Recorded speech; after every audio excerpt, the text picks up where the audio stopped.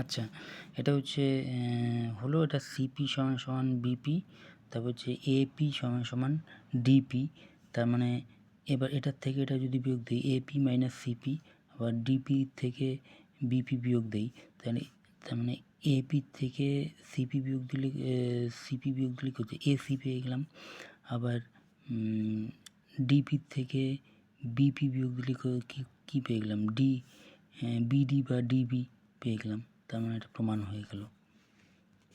এবার তারপরের যে উপপাদ্যটা এসছে 8 নম্বর উপপাদ্যটা, 8 নম্বর উপপাদ্য বলেছে প্রমাণ করি কোনো বৃত্তের দুটি পরস্পরচ্ছেদী জ্যা পরস্পরকে সমদ্বিত খণ্ডিত করতে পারে না যদি না উভয় বৃত্তের ব্যাস হয়। তার মানে দুটো পরস্পরচ্ছেদী জ্যা যদি ব্যাস না হয় তাহলে তারা পরস্পরকে সমদ্বিত খণ্ডিত করতে পারে না, এটা আমাকে প্রমাণ করতে হবে। তাহলে প্রমাণটা কীভাবে করব? তাহলে আমি ধরে নিলাম যে এবি জ্যায়ের মধ্যবিন্দু পি আর কেন্দ্র ওপি যুক্ত করলাম। তার মানে এবি জ্যায়ের মধ্যবিন্দু পি হলে ওপিটা কী হচ্ছে এবির উপর লম্ব হবে। আবার পি বিন্দু সিডি জ্যায়ের উপরেও পি বিন্দু অবস্থিত আমি দিলাম। পি বিন্দুকে আমি কী করলাম সিডি জ্যা অঙ্কন করলাম। এবার আমাকে দেখাতে হবে যে সিডি এর মধ্যবিন্দু পিটা হবে না, তাহলেই প্রমাণিত হয়ে যাবে। মধ্যবিন্দু হলে সমদ্বিখণ্ডিত হবে। তাহলে এবার কীভাবে প্রমাণ করব? এবার যেহেতু ওপিটা এবি এর উপর লম্ব, তার মানে ওপিটা সিডি এর উপর লম্ব হতে পারে না, সিডি এর উপর লম্ব হতে পারে না। ওপিটা হচ্ছে এবির উপর লম্ব হলে সিডির উপর লম্ব হতে পারে না। যেহেতু লম্ব হতে পারে না, তার মানে পি বিন্দুটা সিডি এর মধ্যবিন্দু নয়। কেন লম্ব হতে পারে না?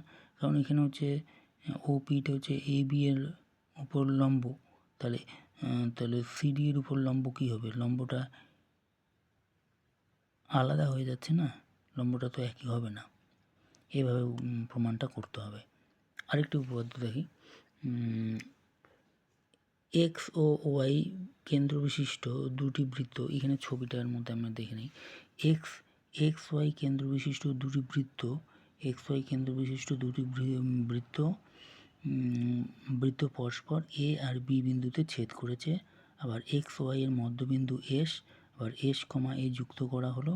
আবার এ বিন্দু দিয়ে এস এর লম্ব অঙ্কন করা হলো এ বিন্দু দিয়ে, যা এ আর বি বৃত্ত দুটিকে পি কিউ বিন্দুতে ছেদ করেছে।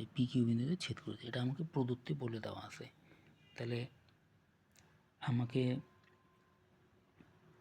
প্রমাণ করতে হবে যে পি এ সমান সমান এ কিউ বা কিউ এ কিউ যাই হোক এ কিউ, এটা আমাকে প্রমাণ করতে হবে। তাহলে এবার এখানে কীভাবে প্রমাণ করব?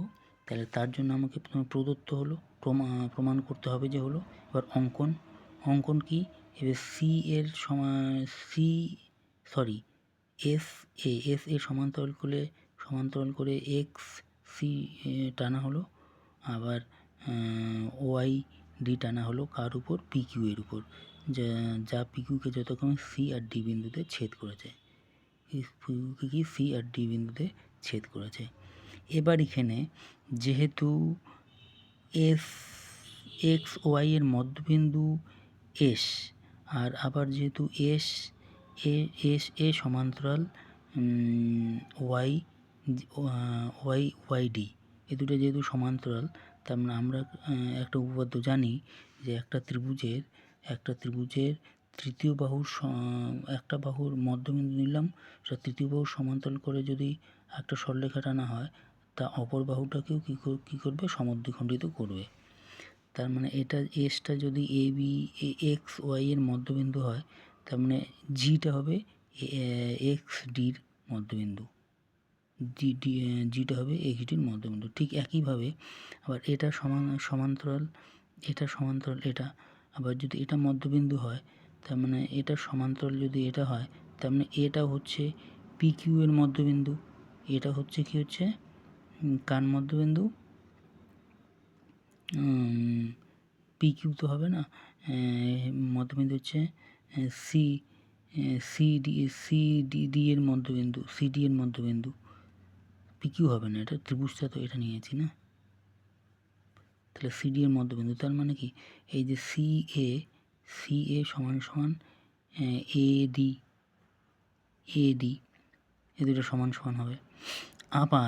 আবার যেহেতু এটা লম্ব, এটা সমান্তরাল টানলে এটা লম্বই হবে, লম্ব সি লম্ব যেহেতু এক্স, সিটা লম্ব পি এর উপর লম্ব, তার মানে সি বিন্দুটা হচ্ছে পি এর মধ্যবিন্দু, ঠিক অনুরূপে ডি বিন্দুটা হচ্ছে এ কিউ এর মধ্যবিন্দু। তার মানে মধ্যবিন্দু হলে এটা সমান সমান এটা, আর এখানে এটা সমান সমান এটা, তার মানে এটা সমান সমান এটা হয়ে যাবে, তার মানে এটা যোগ এটা সমান সমান এটা যোগ এটা, তার মানে পি এ সমান সমান এ কিউ। এইভাবে উপপাদ্যটা প্রমাণ করতে হবে। আশা করি তোমরা বুঝতে পেরেছ। তোমাদের যদি প্রয়োগ উপপাদ্য আরও বোঝাতে হয় তাহলে আমাকে কমেন্টে জানাবে, আরও আমি বুঝিয়ে দেবো।